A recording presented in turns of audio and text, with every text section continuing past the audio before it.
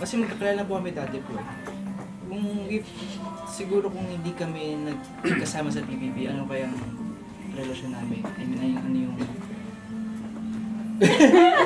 ano yung namin, samahan namin, gano'n. Saka kami nakikita na, gano'n. Ano nga ba ang state ng samahan niyo at the moment? If we asked you to describe yung state ng samahan niyo at the moment, nasa ang level na ba kayo?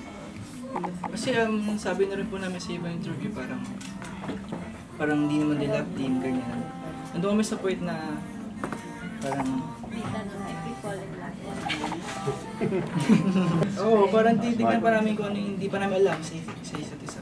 Okay. Singit ko lang. A lot of people kasi, marami kayong fans and a lot of people want to see you as a real couple. Nape-pressure ba kayo knowing na ganun yung tingin ng mga tao?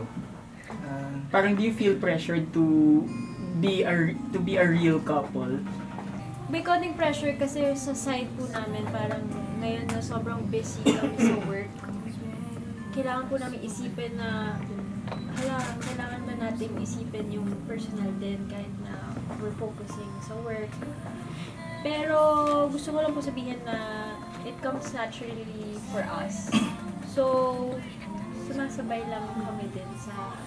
Pero hindi ba magiging mas madali mag-focus both sa work and sa personal? Kasi karamihan ng work nyo magkasama kayo. True. Yun naman po, parang mas alam naman ng tao, alam naman natin mas maganda yung totoo din, natural. Pati yung nandun sa PBB din, nakita naman po nila yung totoo din.